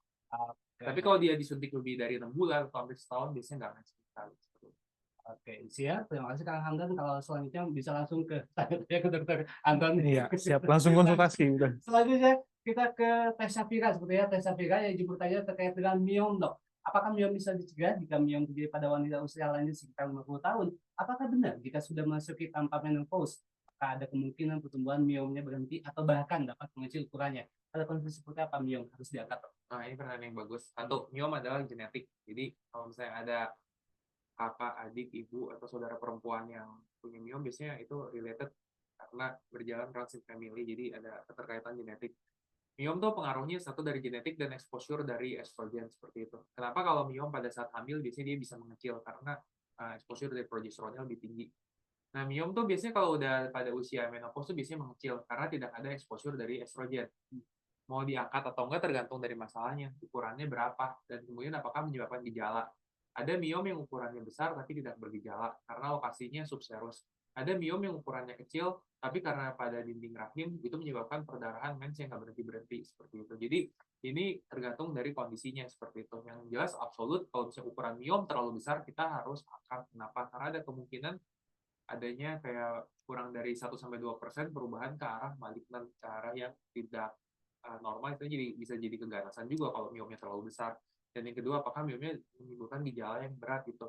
Gejala miom itu cuma 2 kalau pada usia reproduksi. Satu, misalnya perdarahannya nggak berhenti-berhenti, atau yang kedua sukanya nyeri panggul gitu. Kalau misalnya ada perdarahan banyak sama nyeri panggul ya saya saran diangkat seperti itu. Tapi kalau di atas 50 terus miomnya kecil kurang dari 5 ya nggak usah sih. Memang case by case itu. Oke, case by case sangat menjawab Teh Syafira. Selanjutnya Syafira tanpa H ya. Tadi pakai H. Oh, beda nih. Gitu ya. Oke. Dokter tipe-tipe untuk wanita yang belum menikah untuk menjaga kesehatan rahim apa saja yang perlu dijadikan habit dan mungkin dihindari ya, dan apakah ada pemeriksaan rutin yang perlu dilakukan untuk menjaga kesuburan dan kesehatan rahim? Terima kasih. Sebelum nikah ya. Sebelum nikah, jadi untuk menjaga rahimnya seperti apa, Dok? Prepare-nya Dok. Seperti apa? Apa ya? Sebelum nikah. Rahim justru lebih banyak tadi yang saya bahas masalah untuk menjaga kesehatan indung telur sih, karena kalau rahim sih kalau nggak ada miom atau ada polip pada apa sih ya sebenarnya nggak masalah. Sebenarnya kalau menurut saya lebih menjaga kesehatan dari indung telur sih, karena ya satu gitu, ini pola makan yang sering sekali ini kayak pola makan dengan high karbohidrat, high fat, terus kemudian juga banyak preservatif. Kalau enggak dengan makanan-makanan yang dengan sodium tinggi seperti itu, banyak pengawet, itu biasanya bisa mengganggu kerusakan dari sel telur sih. Kalau rahim kayaknya nggak ada yang harus diapain sih, emang kesehatan indung telur yang biasanya karena sel telur itu sangat rentan terjadinya kerusakan. Yang penting sih satu, kalau menurut saya satu pola hidup sehat, berat badannya dijaga, makanannya baik, dan olahraga. Kalau misalnya mensnya teratur, jauh itu nggak ada nyeri, nggak ada apa ya oke sih, so far sih nggak masalah. Oke, sehat dulu ya. Sertifika, terima kasih. Selanjutnya kita akan berlanjut ke biotitian Kang Dwi Mutia. Dokter izin bertanya untuk wanita yang ini mohon maaf nih. Teteh kayaknya. Teh Dwi Mutia ya, mohon maaf.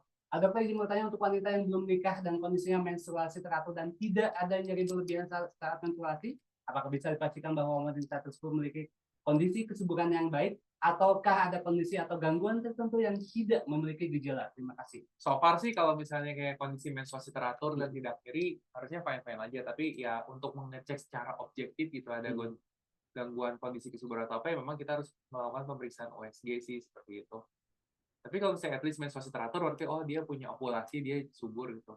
Dan kedua kalau nggak nyeri berlebih juga ya so far sih oke. Tapi tetap aja sih yang namanya walaupun ini ya kita harus tetap periksa juga sih, pemeriksaan objektif kita bisa melihat dengan pemeriksaan OSG seperti itu. Tetap harus melakukan pemeriksaan ya. Ya.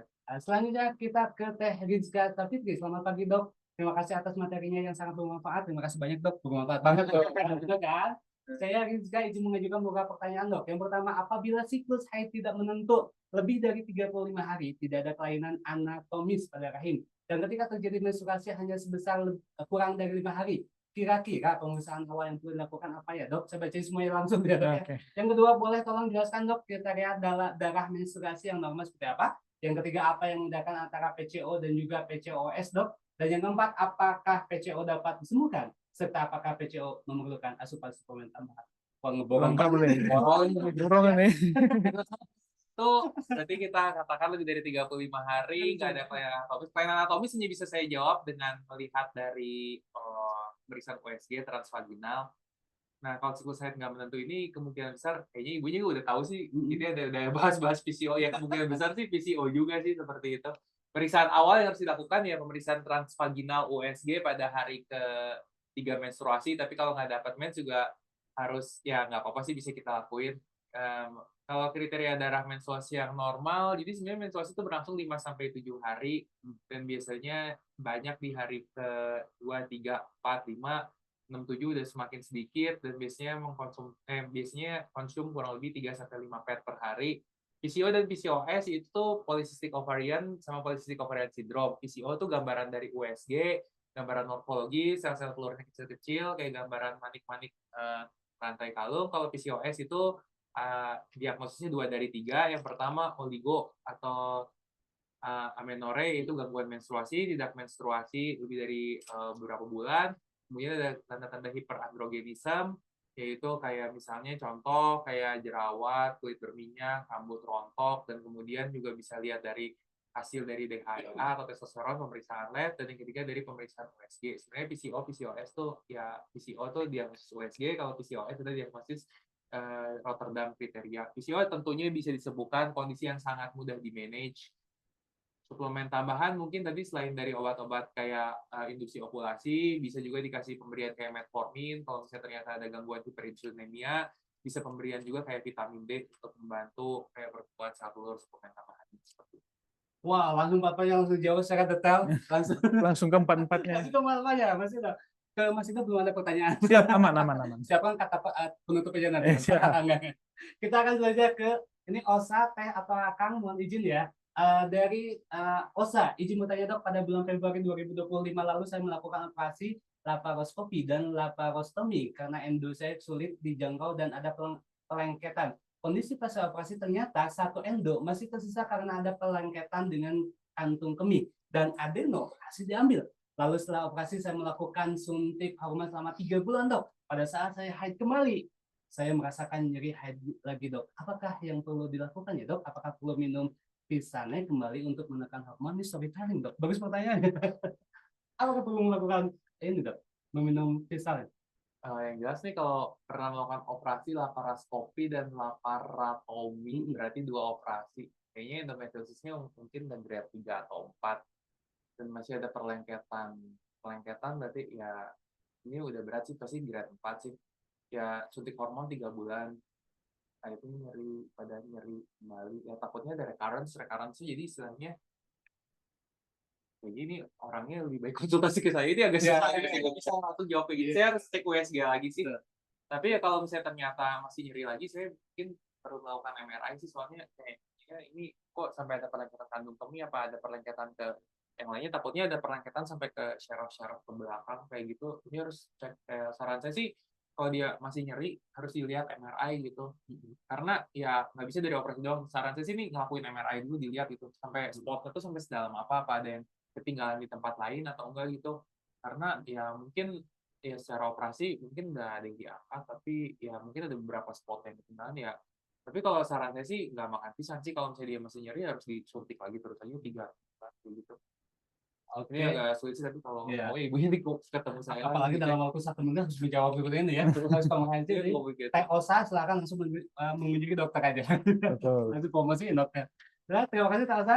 Tanya ke Teh Altadina. Terima kasih, Dok, untuk penjelasannya. Izin bertanya, apakah benar kualitas dan kuantitas sel telur akan tetap menurun sesuai usia walaupun belum menikah atau belum pernah berhubungan intim? Adakah cara medis untuk mengecek cadangan sel telur? Misalnya AMH, tes USG, ovarium, dan apa benar yang bisa mengecil hanya karena belum nikah? Seperti Oke, kualitas dan kuantitas sel telur sudah pasti menurun sesuai dengan usia, apalagi penurunannya sangat progresif menurun, progressively declining starting from 35 years old. Jadi kenapa orang-orang tuh disarankan untuk hamil kurang dari usia 35 tahun sih. Kalau 35-40, apalagi 40 ngedropnya udah makin drop banget untuk baik secara jumlah dan secara kualitas gitu. Walaupun belum pernah menikah juga ya itu sangat dipengaruhi usia gitu. Determinan utama adalah usia gitu. Cara medis kalau mengecek cadangan sel telur ya kita lihat AMH sama cek transvaginal ultrasound pada hari ketiga gitu. Kalau rahim mengecil karena belum menikah, belum pernah hamil sih enggak. Rahim hanya mengecil ketika menopause. Makanya ada menikah di usia-usia tertentu itu Iya. memang mempengaruhi terkait Usia di dengan atas 35-40 ngedropnya 35-40 udah ya. drop banget. Kurvanya udah turun. Oke, selanjutnya terima kasih TL tadi pertanyaan luar biasa mewakili yang belum nikah. Dan selanjutnya dari Kang Faisal memberikan apresiasi 1, 2, 3, 7 bintang. Loh. Terima kasih tepuk tangan dulu untuk kita semua ya.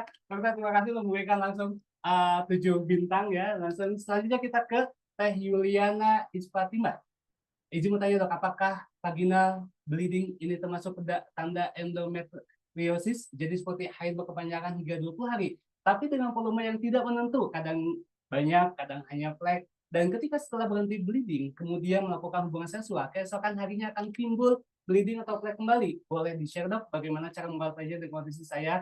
Berat badannya 75 kg, tinggi badan 160.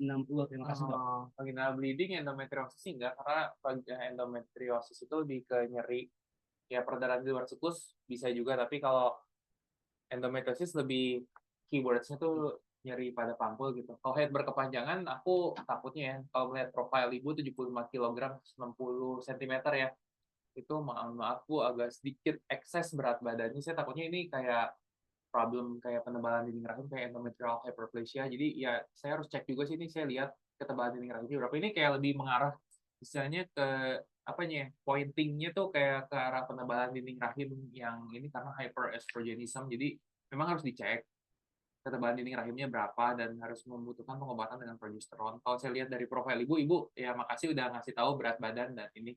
Karena kalau saya lihat ini memang bleeding kayak gitu tuh penebalan dinding rahim. Isunya penebalan dinding rahim. Endometrial hyperplasia. Tapi ini bisa diobatin sih. Pakai obat dengan progesteron. Kontrol rutin aja selama beberapa bulan itu diobatin. Menurunkan berat badan nanti juga bisa oke lagi. Bukan problem yang ini. Siap, tetap semangat untuk kita semua. Terima kasih Teh Yuliana. Selanjutnya kita ke, izin agak ke bawah dikit, namanya belum dibaca. Dan Farhan, oke. Dari Kang Farhan Fahrida, perkenalkan untuk saya Farhan dari bagian FFP 1. Maaf sebelumnya izin bertanya mungkin sedikit di luar materi dok, apakah normal jika istri saya memasang KB IUD ya, tapi akhir-akhir ini suka keluar flek dan nyeri ketika hubungan pemasangan KB dok? Pasangan KB harus dicek USG apakah terjadi dislokasi. Istilahnya dislokasi itu jadi dia nggak tepat pada ini ya. Takutnya misalnya keluar flek dan nyeri, takutnya posisinya nyengsol gitu. Ini harus step pertama harus dibersih dulu sih, harus dicek IUD-nya benar-benar in place nggak atau enggak gitu. Gitu. Soalnya ya harusnya sih kalau IUD sih nggak ada flek dan nggak nyeri juga gitu. Jadi takutnya posisinya nyengsol atau gimana gitu. Atau bergeser mungkin dok. Ya bergeser. Soalnya kalau IUD itu tuh biasanya problemnya cuma satu gitu. Kalau lagi mens darahnya lebih banyak dan mensnya lebih panjang aja. Tapi kalau sampai nyeri, what's wrong? Gitu. Siap. Kang Farhan silakan melakukan pengecekan ya. Selanjutnya kita ke Teh Sylvia Gaviolen. Izin mau tanya dok, melihat tren saat ini mengenai maraknya konsumsi kopi. Kopi, apakah kafein yang berlebihan sangat berpengaruh ke hormon kesuburan khususnya pada wanita? Jika iya, jumlah maksimal kafein yang baik itu berapa banyak ya dok, agar tidak mempengaruhi hormon kesuburan? Mohon penjelasannya dok. Terima kasih. Kopi dok. Kopi ya. Kopi sebenarnya nggak ada maksimum gaya hidup. Maksimum intake limit gimana, cuman kalau selama kehamilannya aku bahas selama kehamilan maksimum 1 cup per day gitu. 1 cup per day itu jadi 1 cup per day sih. Itu sih kopi nggak ada, misalnya secara saintifik nggak ada kaitannya dengan supresi atau penurunan dari kesuburan, cuman ya kalau untuk hamil yang recommendation-nya dari WHO itu maksimum intake 1 cup per day of caffeine. Itu terus saya mau kopi apa aja? Bisa saya tahu kopi. Mau kopi yang banyakkan gulanya ya. Betul ya, kopi. Selanjutnya kita ke Teh Misha. Terima kasih Teh Sylvia, dan mengingatkan kita semua ya untuk gaya hidup kita terkait dengan kopi. Teh Misha, izin bertanya dok, jika setiap hari akan atau sedang haid terasa sakit di hari pertama saja, apakah itu normal? Hari pertama sakit dok, normal? Normal-normal aja. Jadi aku sedikit cerita. Jadi menstruasi itu jadi ada gejala-gejala, bahkan nyeri-nyeri panggul sebelum udah nyeri badannya gitu sebelum menstruasi. Kita kenal dengan premenstrual syndrome. PMS itu premenstrual syndrome tuh terjadi sebelum menstruasi. Biasanya ada gejala somatik seperti sakit kepala, mual, begah, nyeri payudara, atau nyeri panggul sebelum dari menstruasi, dan nyeri pada hari pertama itu so far sih normal aja, tapi kita asesmennya gitu dengan skala dari 0 sampai 10 visual atau log score.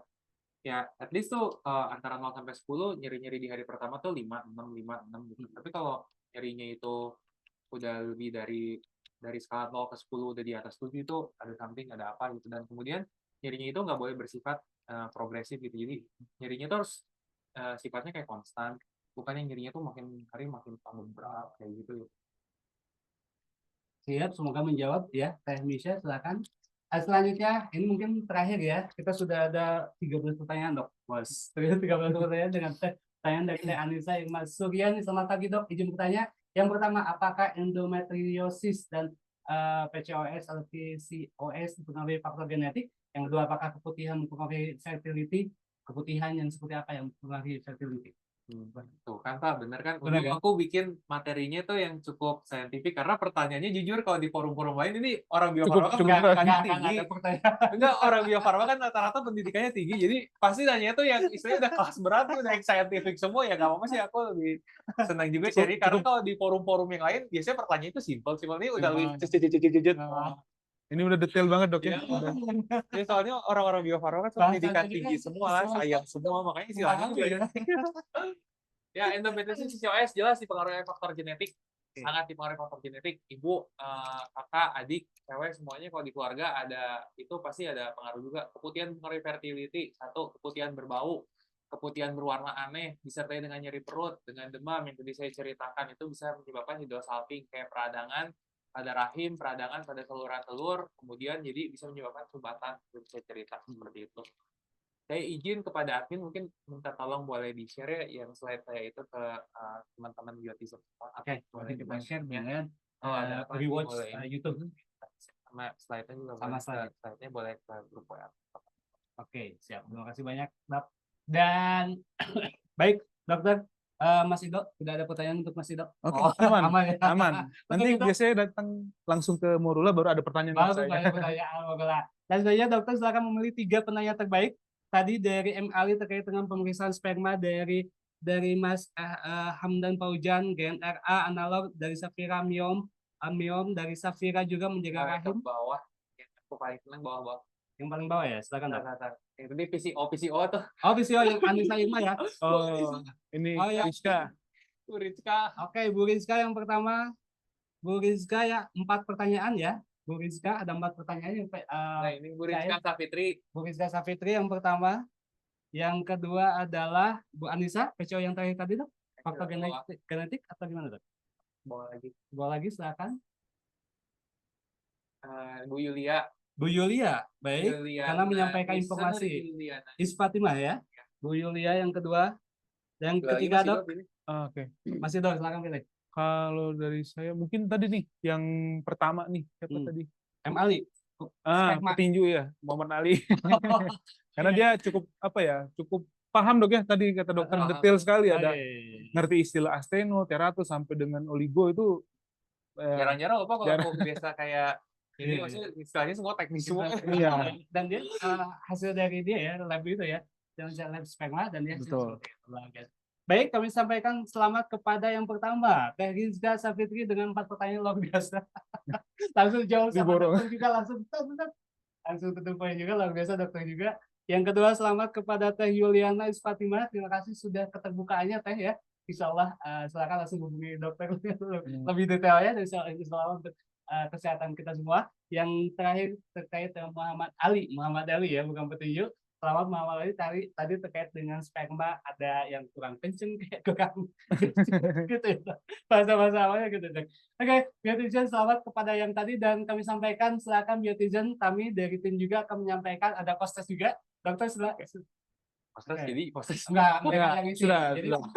Terima kasih dokter sudah memberikan 5 pertanyaan kepada kami ya, yang kemarin pertanyaan ada jawabannya juga A, B, C gitu ya. Tinggal pilih yang benar dari 3 itu dan yang pertanyaannya tadi yang disampaikan semua sudah ada, silakan tinggal jawab dan 5 pertanyaan saja. silakan biar izin untuk mengisi link proses tersebut. Dan selanjutnya silakan insya Allah akan kami sampaikan juga rewards by everyone dan juga materinya akan kami sampaikan juga amanah dari dokter gitu ya. Akan kami sampaikan juga ke Biotizen semua. Dan tentu saja terakhir sambil minum dulu kita akan closing segmen pertama kalau dokter karena buka lapang ya. Jadi closing segmennya terakhir dari Mas Ido dulu. Karena kita udah di penghujung acara. Oke, jadi Baik, silakan Mas Ido. Oke, terima kasih Mas Atap. Jadi kalau dari saya mungkin ini saya mengutip omongan dokter yang pernah saya temuin sih ya.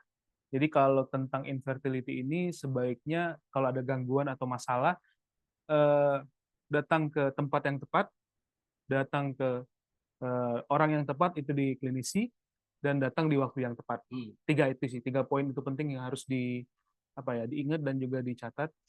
Datang ke tempat yang tepat, datang ke orang yang tepat, yaitu termasuk dokter. Karena kan nggak semua dokter obgyn itu mengerti atau paham lebih lanjut soal infertility. Dan juga datang di waktu yang tepat. Tadi seperti kata dokter, infertility ini kalau sekarang udah 2 tahun dok ya. Kalau sudah 1 tahun lah udah harus cek lah, jangan sampai ada terlambat. Karena kan udah 35 ke atas itu udah warning lah, udah lampu kuning kita bilang seperti itu. Paling itu sih dari saya. Oke, terima kasih luar biasa nih Mas Ido ya bisa selalu dengan kami yang terakhir ya, jagoan kita. Kata penutup dan juga pesan-pesan untuk Biotizen, kami silakan Dok. Terima kasih semuanya untuk kepada teman-teman Bio Farma yang saya hormati semua. Saya sangat mengapresiasi atas undangannya dari tim kesehatan Bio Farma. Terima kasih kepada juga Pak Atar. Tidak lupa saya mengucapkan kepada Pak Robi dan Bu Isna yang sudah menjadi rekanan cukup lama dengan kami. Saya mendoakan semoga semua teman-teman dalam keadaan sehat, penuh dalam berkat dan dalam lindungan Tuhan. Saya paham sih, maksudnya materi ini agak cukup complicated, makanya tadi saya pikir ya saya share juga, jangan sungkan saya untuk ketemu saya dekat kok di sini di Melinda 2 kan, itu kan bisa aja. Ya soalnya tiap orang pasti punya problem-problem yang berbeda yang istilahnya mungkin nggak bisa ditanyain juga ya di sini apa ya, karena problemnya ya individualize gitu seperti itu.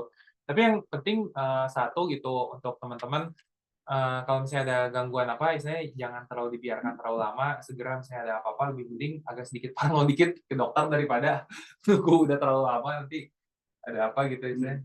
Awareness yang lebih early awareness nanti. Apa saya sangat senang sekali kalau misalnya ada teman-teman nanti semua bisa datang mampir ke Melinda untuk berkonsultasi atau apa. Kebetulan istri saya juga dokter kandungan juga, dokter Monica. Kalau nyaman sama yang perempuan boleh sama dokter Monica, Bika Kristiana, kebetulan istri saya juga. Silakan Biotizen catat ya dokter Monica, dokter Anton ya, dan insya Allah Melinda ini kerjasama yang luar biasa juga dengan Bio Farma, dan saya juga kalau sakit pada bapak sakit itu ke sana. Langsung ke Melinda ya. Melinda lebih nyaman juga ya. Betul. Kata Melinda di sini. Gitu ya, tapi rumah sakit lain juga insya Allah bagus-bagus ya dok ya. Kita juga saling mendukung. Terima kasih dokter Anton, terima kasih. Mas Ido, terima kasih juga Mas Utar. Terima kasih banyak mengambil waktu-waktu kesibukannya. Baik, Biotizen, kita langsung saja penutup dari saya sebelah sini. Oke, sebelah sini.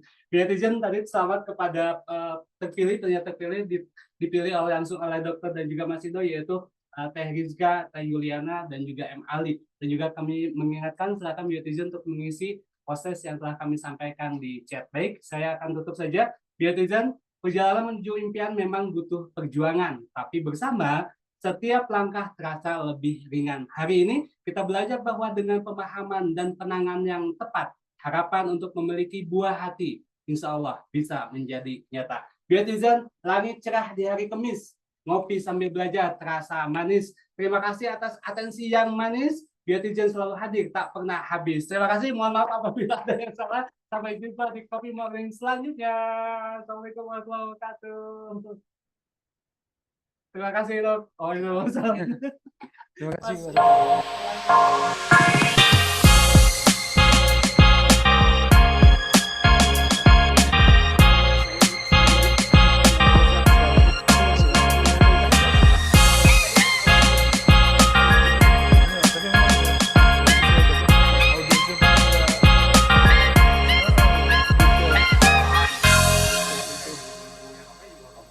Pertanyaannya beda dok ya.